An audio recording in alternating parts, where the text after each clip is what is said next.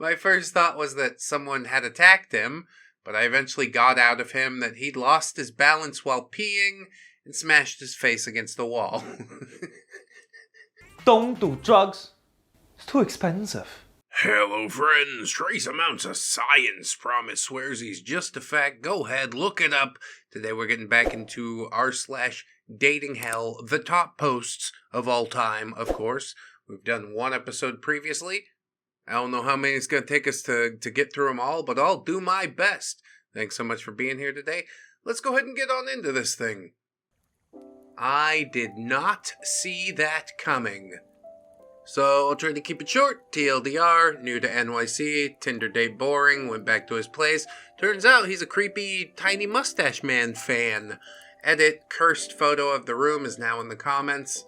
Unfortunately, that link in the comments is now dead, but I'll AI generate as close an approximation as I can, alright? So this was 4 years ago, and I don't remember all the details of the date leading up to the room.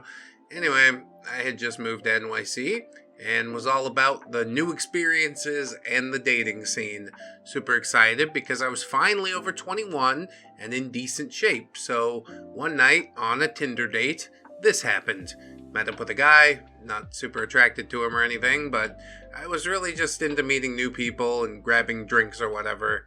He ended up picking this hotel lobby bar in the middle of nowhere Manhattan, and it really couldn't have been any more boring.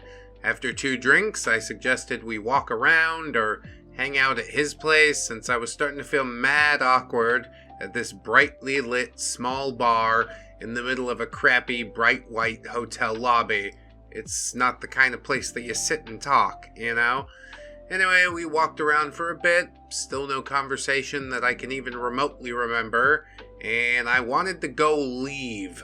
But I didn't want to go home so early and be bored the rest of the night, so I said, "Your place?" And I was really casual about it, and I was in no way insinuating sexy time or anything like that, and he didn't seem to take it that way either, which was good. Yeah, this could go off the rails in a lot of different ways. But I don't know, we choose our own adventures. Never would I in a million years guess at the end of the story if I didn't already know from the beginning. So we get to his place, and there are what appear to be collector showcase things that you'd see in, like, your grandparents' homes, usually filled with glass sculptures or tchotchkes everywhere. It was the Alpine Shepherd boy. Oh. The showcase things were all full of kids' meal toys, old ones. Okay, a little weird, but I'm pretty open-minded. And I'm into some unpopular fandoms and whatnot, so whatever. I mean, some of those ancient kids' meal toys are pretty good. Like the fries and drunken hamburger that all turns into robots and shit. Like, that's next level. Still kind of weird to fill your house up with it, showcase it like anybody gives a shit, but whatever. Again, choose your own adventure. He definitely did. Anyway, OP's getting the tour, and then we get to the bedroom. Oh shit. There was a giant metal eagle with a tiny mustache man symbol mounted above his bed. Creepy line drawing right under it. Small mounted shelves filled with even more kids' meal toys against a large white wall. And on either side of the bed, he had mounted toilet paper holders and rolls and a cup holder from God knows where. Queen-size bed, everything was white. I grew up culturally Jewish, so the giant symbol above the bed was enough for me, but I had to ask. And he explained that he collected things. Yeah, clearly, but why that? I very cautiously noped the fudge out of there, but not before snapping a picture of the place in case anyone ever doubted this nonsense. We'll link pic if anyone's curious. I wasn't sure if there was a subreddit for those kind of pics. If there was a subreddit for those kind of pics, it's been shut down by now. We covered that in the Reddit free speech video, didn't we? I guess I got a few questions, like did he know that you were Jewish before he agreed to the date? Maybe he legitimately likes the thing. But yeah, probably not something that you want displayed so prominently, you know? Maybe we hang it up in the hall closet or something if we're really that into it. If it has to go anywhere. It's not great. Like, he seemed pretty chill about it, I guess, and explained the whole thing supposedly, but yeah, that doesn't make it all that much better for me. Don't hang that, especially above your bed. There's gotta be some bad juju there. Anyway, we'll keep it moving into the next post. The worst date I've ever had. Booze, drugs, blood, and an accident. What happened? You pooped your pants? Uh-oh! Hope he says it's a long read, but it's worth it. So this all happened a few years ago. I met a guy through mutual friends while I was out drinking one night. For the purpose of this story, let's call him Jim. That night, me and Jim got on like a house on fire. Had a great laugh, exchanged numbers, even had a little bit of a smooch at the end of the night. We agreed to meet up a few days later for coffee, which came and passed without issue. We had a lovely time. Over the next few weeks, we had a few day dates, and although I enjoyed his company and always had fun, there was something in the back of my head that kept telling me something ain't quite right here. So, for example, he was quite forgetful. He quite often had to think hard about what my name was before saying it, or if we'd arranged to meet, he'd text or call 6 or 7 times beforehand saying, "So we're meeting at 1 p.m. today, yeah?" Almost like it was the first time that he'd asked it every time. Yeah, I'm sure that behavior was much more tolerable when you were drunk. You're like, I can't remember either. I don't remember. It went, hello? Hello? Hello? Jim might have brain damage.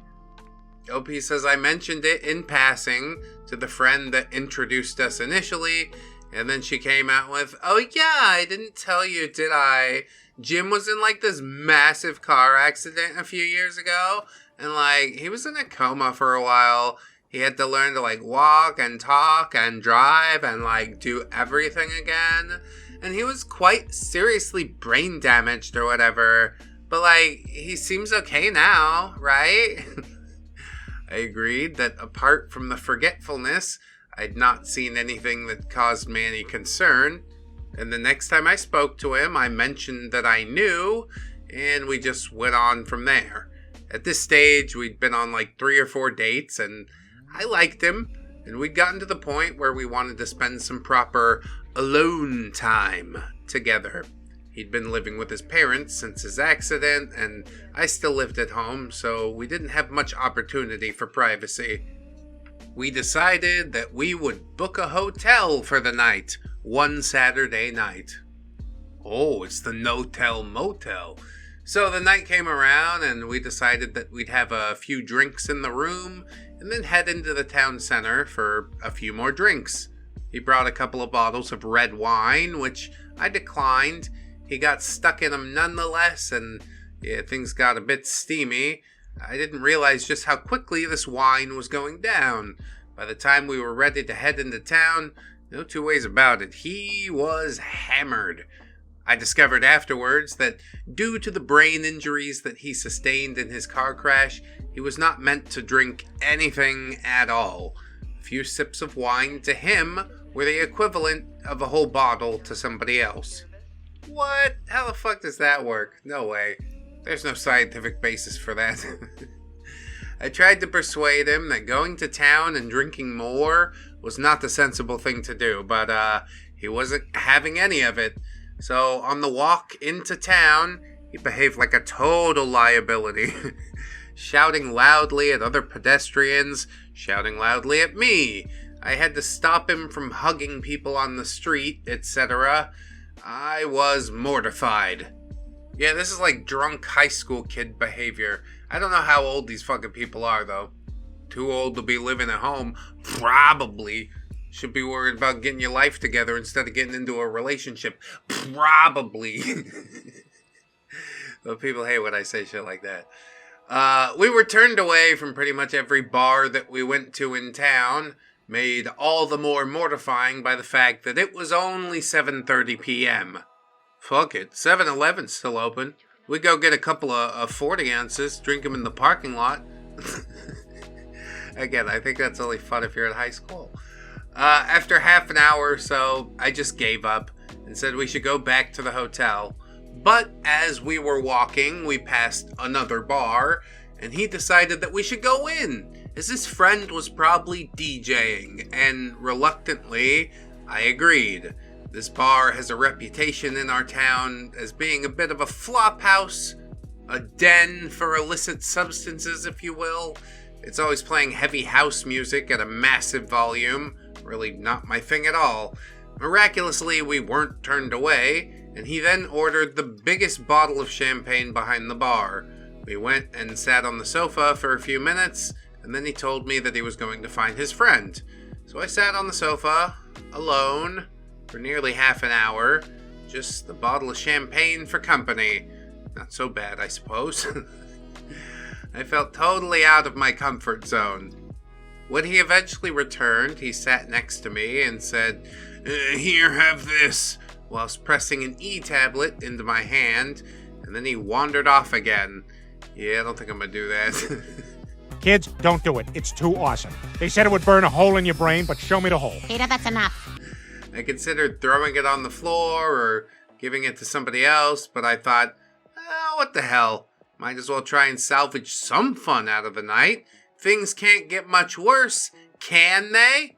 I mean, if you take it, things are about to get like a whole lot better until the grinding come down and you wake up in the morning with a sense of worthlessness, but try to understand, you spent all your serotonin in one shot. You gotta rebuild it back up. It's gonna be fine. Like OP said, things can't get much worse, can they? Oh, how wrong we both were. After another 40 minutes or so, sitting alone, Jim came back again. I was feeling pretty good by now, about ready for a dance. He said, "I think these pills are crap. I took like 6 of them. I don't feel anything." At that moment, any good feeling that I had drained away completely. 6 pills. This was not gonna go well. Yeah, I'm pretty sure Jim's gonna die tonight. His body is going to cook his brain. I think it's best to bid you adieu. Where did you get the drugs, Pepper? Yo, man, what you talking about? Give me a fucking ambulance. OP says I was feeling pretty sober, so I decided it was time for us to leave. Although Jim claimed that the E wasn't affecting him at all, his mannerisms suggested otherwise. He was shaking all over, gurning like nobody's business, could barely string a sentence together. So we started the walk back to the hotel. As we were walking along the high street, he decided that he needed to pee. He went off down a side street, and I told him I'd wait for him at the top of the road. Well, I waited. After 15 minutes, he still hasn't come back. Dude, he's frying. He's wandering out into the night. So I started walking down the side street that he'd gone down, looking for him. I found him about halfway down, trousers undone, shoes missing, face absolutely covered in blood. What? My first thought was that someone had attacked him, but I eventually got out of him that he'd lost his balance while peeing and smashed his face against the wall. Don't do drugs. Don't do drugs. It's too expensive. There was also a certain aroma about him. Oh yeah, he had definitely shit himself.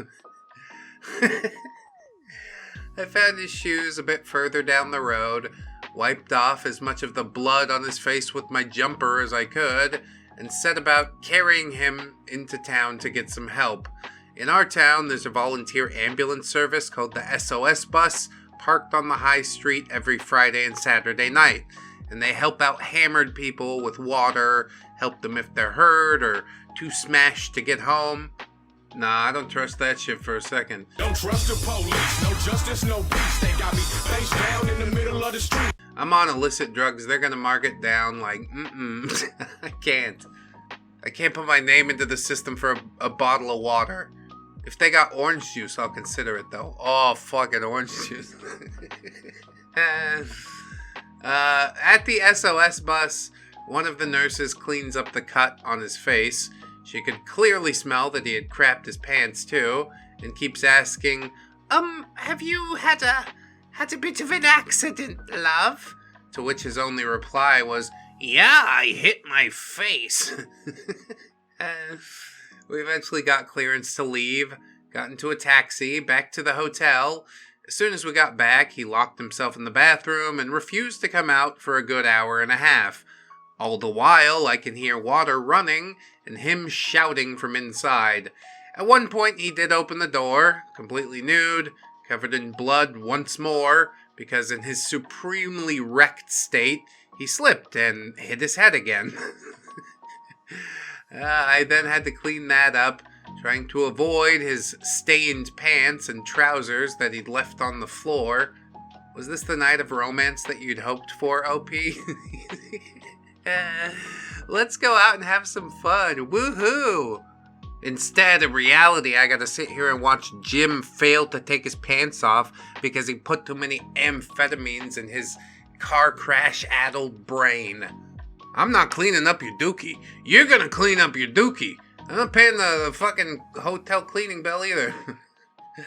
The rest of the night was spent with me curled up in a corner of the bed, fully clothed, and him switching between trying to do it with me again and walking around the room trying not to be sick. In the morning, I woke him up early and said we had to leave.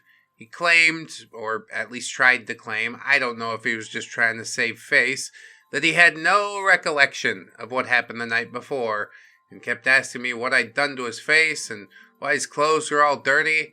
I reached the end of my rope by that point and asked him to just drive me home. Yeah, this relationship got out of control really fast, didn't it? You got to know him a little too well. The mask slipped off and you're like, oh shit. I can't be with that forever, I gotta leave. So we drove in silence for a few minutes before Jim said, actually, I'm just gonna drop you off here. Your house isn't on my way home, so it's out of my way. At which point he pulled into the car park of a local supermarket. I said nothing as I got out of the car. He pulled away pretty quickly as well. I had to get a taxi home from the car park of a supermarket, and if you ask me, that was the final kick in the teeth. Yeah, expectations are a hell of a thing. I only heard from him a few times after that. Wow, I thought he would have tucked tail for real. I guess he doesn't have that many prospects. I had a few angry phone calls from him claiming that I'd forced those drinking drugs on him and that the huge cut on his head was my fault. Then I got a number of angry texts asking why I'd told everyone that he did those things. I actually only told a few of his close friends, as the whole thing was, pretty concerning. After that, I cut all contact and haven't spoken to Jim since. Yeah, that about all makes sense. That's exactly what I expected to happen. He's definitely a party guy. He gets a bit wild, but also know when to pump the fucking brakes there, hey buddy? TLDR, guy gets messed up on wine and E when he isn't supposed to, poops himself and then won't drive me home. That really is just insult to injury, isn't it? Yeah, I'll just drop you off at the supermarket. I don't actually care that much anymore. I mean, I'm sure he had expectations too. He expected that thing to go totally differently. She'd say, wow, I'm impressed by the amount of amphetamines you can fit into your body. Please take me now. No girl ever said that before. No girl ever will. And if a girl did, you know she's into the wrong stuff and you better get out of there. So I'm going to take my cue from that and move on into the next story. Charming title. Virgins always take it in the butt. Try to relax your anus. Super. Now that I have your attention, it's definitely eye-catching. There was a date in South Korea where I was teaching EFL. This guy was 33, I was 21. He was military, special ops, investigative team kind of guy. We went to a burger bar in Itaewon, the U.S. military area of town where people occasionally speak English, and he told me that he was interviewing a suspect that night. He had double booked, and to just play along. Oh my god, dude, what a cringe LARP. Okay, who did you hire to play the suspect? Opie says, alright, red flag 1. The suspect shows up, I guess on like a drug charge or something. I never really figured it out. And this guy grabs me by the shoulder and tells the suspect that I'm his wife, and starts making up stories about how we met. I'm kind of just trying to laugh it off because, what the hell, this is weird. Yeah, he's got this plot, this whole plan laid out for you. It's unsettling. Maybe bordering on dastardly. Suspect finally leaves and he thanks me for playing along and tells me he's paying for dinner because I was a good sport. Yeah, okay, cool. I then get food poisoning and proceed to become sick most prodigiously in the restaurant bathroom. Like a champ, I splash water on my face and come out of it looking pale, but not terribly worse for the wear.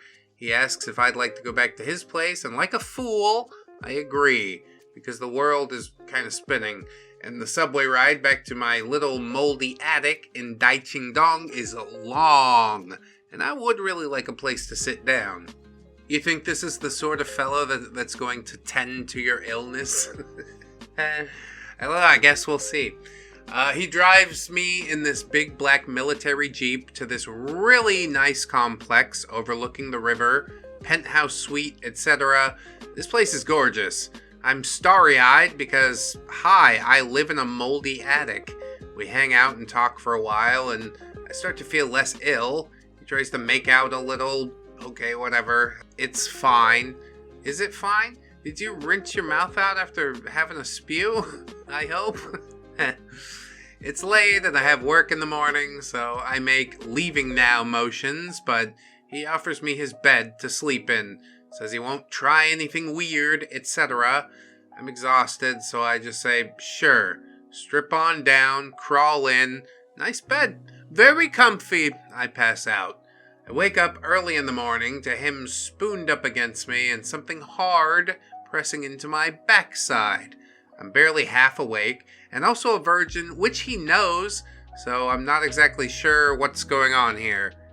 Uh-oh. When you wake up in the morning, what's the first thing that you see? It's your morning wood. He kind of grinds while I try to figure out if he's awake or not, and then it happens. Trigger warning for unwanted contact here. Sharp, blinding pain in the backside. He's trying to blast me right in the ass without a rubber or lubrication or even asking first. Well, I'm awake now.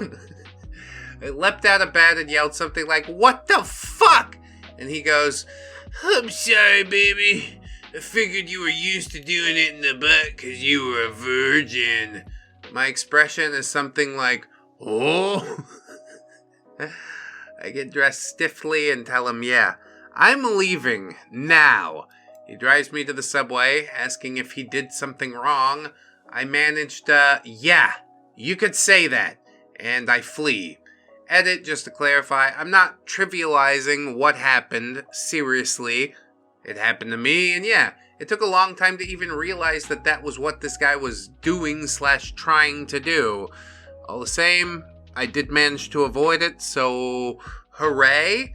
Yeah, we take victories like that. That could have been a real bad start to the day, I'll tell you. I'm gonna presume that OP wouldn't have stayed over at the house if she wasn't feeling ill and such. Maybe he poisoned her. He's got like some plots and schemes going on. You know, the police suspect coming in to meet her or whatever the fuck. Like, you think he's above putting something into her food? Because I don't. There's something like super sus going on here. But I'm glad OP escaped. Like I said, that is really terrible. Terrifying. Gotta keep your fucking head on a swivel. That's what I know. Anyway, let's get into another post, I suppose. Church guy threatens me when I don't dance for him. I don't think that's something that you can really get on demand. I mean, I guess it is, but you really got to put your time in. TLDR to start, I guess. Guy from church brings me soup when I'm sick, asks me to dance for him, then tells me I'm lucky that he doesn't assault me.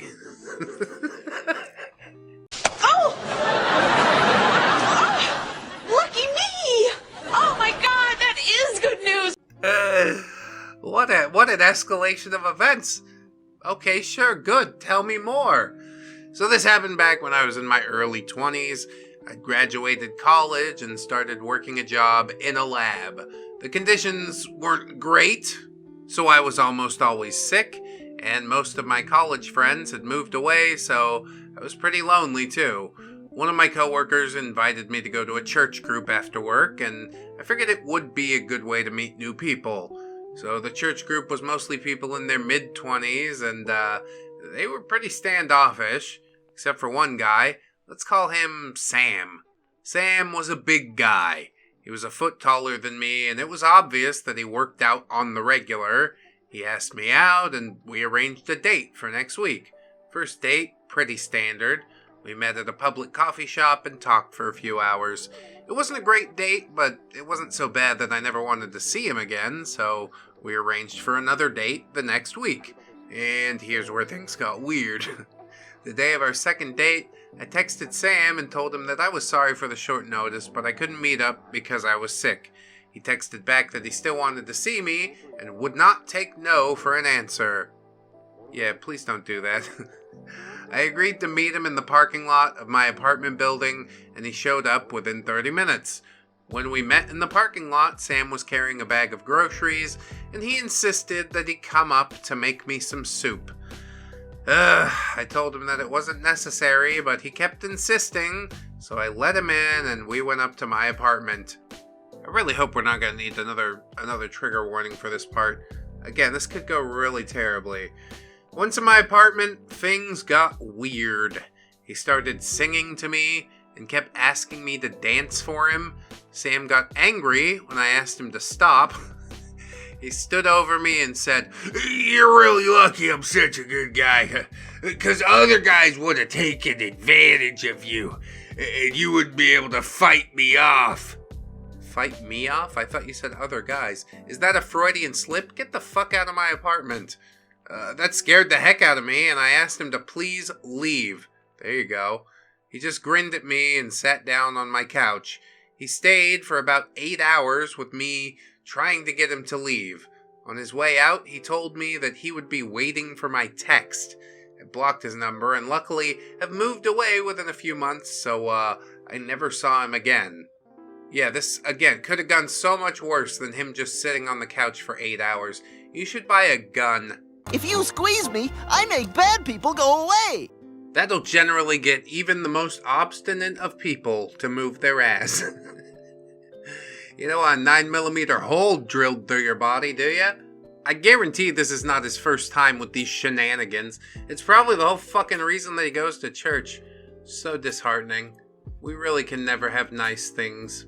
I hope you told the congregation. I hope he got his ass kicked out. You are persona non grata at our whatever youth group. What kind of weird shit is that anyway? I'm gonna make you some soup while you dance for me? Like, bitch, I said I was feeling sick. I don't want to dance. Big dumb. Just unfixably big dumb. Anyway, we'll keep it moving into another post. We walk through Walmart. I declined the second date. Surprisingly aggressive texts, plural, ensued. TLDR, Hinge date. Guy looks significantly different than his photos. The place he wanted to go to was closed when we got there. We walked through Home Depot and Walmart. I declined another date. He asked me what he did wrong, and I said he should update his photos. He informed me that I was autistically hallucinating, and that he did in fact look like his photos. Yeah, give or take fucking 50 pounds. Come on, let's live in the real world, shall we? Long version. This dude asked me out on Hinge. He seemed interesting and looked okay in his profile, so I accepted. Once we met up, the following things became apparent. His profile pictures were extremely old, almost to the point of being unrecognizable. Yeah, got a picture of himself with the Twin Towers in the background. That's a little sus. The Starbucks that he wanted to go to which took me 25 minutes to drive to, was closed when we got there. He repeatedly suggested heading over to his home, which was conveniently within walking distance. I declined and asked what else was around. We were in the middle of a huge, desolate shopping complex near a highway. The only nearby businesses were Home Depot and Walmart.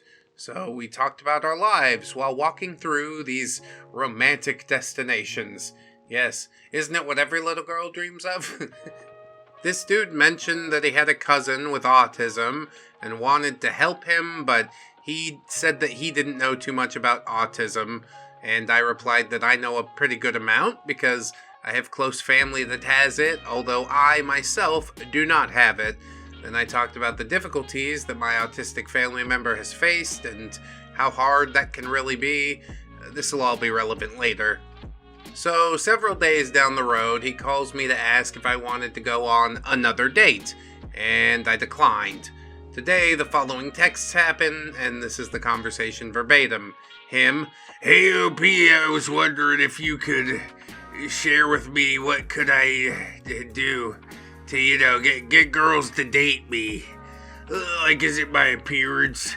Should I shave? Is it what I say? Do I ask too many questions? If you could help me to become more attractive, I'd really appreciate it." Bro, all that shit comes from inside yourself, and you're clearly not willing to put in the effort, so, I don't know, hack it in. Not my job to fix it for you. But OP says, yeah, it would be good if you could update your profile photos, because you look a lot different in those. Also, I felt kind of like the Starbucks closing thing was a ploy to get me to come to your house. Apart from that, I just don't know that there was a connection when we talked. He says, "Please accept my apologies on inviting you to my place. I have AC and a place to sit and chat. I did not intend to make you uncomfortable with that. I'll get a haircut and a shave. Thank you for coming to meet me. I won't bother you again." And OP says that she didn't respond. And then he chimes in a little while later and says, "You know what? I look the same, just with slightly longer hair, so either your vision is off or your autism has you seeing things. Either way, I'm not interested in seeing you again. Do not contact me again." And really, you should have let that one hang in the air like a bad fart as well, but OP gets lured into responding and says, "Don't ask questions that you don't want answers to. You should probably see a therapist. I hope you could fix your attitude one day and find someone that's right for you. Bye."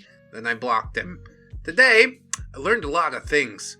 I learned that I have autism, and it causes me to hallucinate the features of men, and I also learned that it is my responsibility to inform men when they're supposed to shave and cut their hair, much like a mother would do for her messy teenage child. How much glue do you think that guy ate as a child? Do you think he feels like a burden to people around him? Because he is. If he was my man-child, I'd cry myself to sleep every night. OP concludes with, "I also learned that I shouldn't tell my dates about any personal or vulnerable facts about my life, because my date might turn out to be an insecure man-child who will viciously exploit those facts to save face. Shame on me, I guess. The end." I try not to share personal or vulnerable facts either. It's just good OPSEC. Unless you truly trust somebody, why would you hand them a knife to stick in your back? You know what I mean? I keep everybody at arm's length, and that seems to work out really, really well. You do need to form a connection with like one person, but obviously this guy is not that person, so don't worry too much about that.